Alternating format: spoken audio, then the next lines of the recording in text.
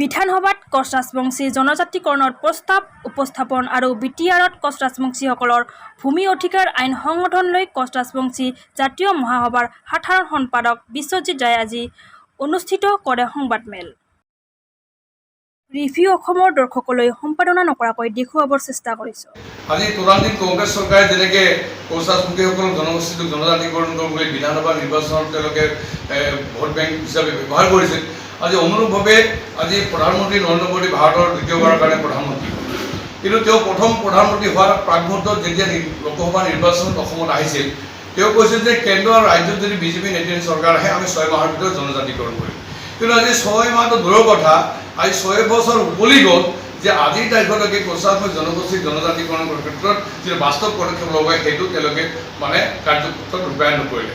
তদানীন্তন কেন্দ্ৰীয় গৃহমন্ত্ৰী ৰাজনাথ সিঙৰ দিনত বৰ্তমান অসমৰ মুখ্যমন্ত্ৰী হিমন্ত বিশ্ব শৰ্মাক লৈ এখন অধ্যক্ষ হিচাপে লৈ আজি মন্ত্ৰীগোট গঠন কৰিছিল আৰু সেই মন্ত্ৰীগোটে কোচ ৰাজবংশী অসমৰ 6 জনগোষ্ঠীৰ লগত বিভিন্ন সময়ত আলোচনা বিলোচনা হৈছিল আৰু সেই সময়ত আমি এটা সমাধান সূত্ৰ আমি চৰকাৰৰ ওচৰত দাখিল কৰিছিলোঁ। কিন্তু আজি এই সমাধান সূত্ৰ ইয়াৰ পিছতো আজি তদানীন্তন মন্ত্ৰীগোটৰ অধ্যক্ষ তথা অসমৰ বৰ্তমান মুখ্যমন্ত্ৰী ডক্টৰ হিমন্ত বিশ্ব শৰ্মাই তাৎক্ষণিকভাৱে কেন্দ্ৰীয় চৰকাৰৰ ওচৰত জনজাতিকৰণ প্ৰতিবেদন প্ৰেৰণ কৰি কোচ ৰাজবংশী জনগোষ্ঠীক জনজাতিকৰণ কৰিব।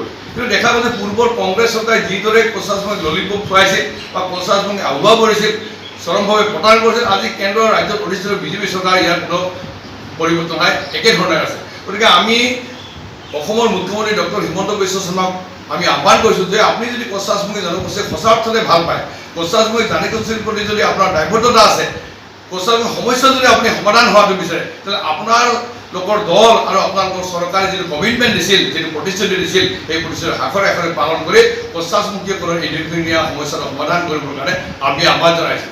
আৰু দ্বিতীয় কথাটো হ'লগৈ যে আজি তদানীন্তন সৰ্বানন্দ সোণোৱাল চৰকাৰে আজি অবিভক্ত গোৱালপাৰা জিলাৰ 4খন জিলাৰ উন্নয়নৰ কাৰণে KC নামৰ পৰিষদটো গঠন কৰে।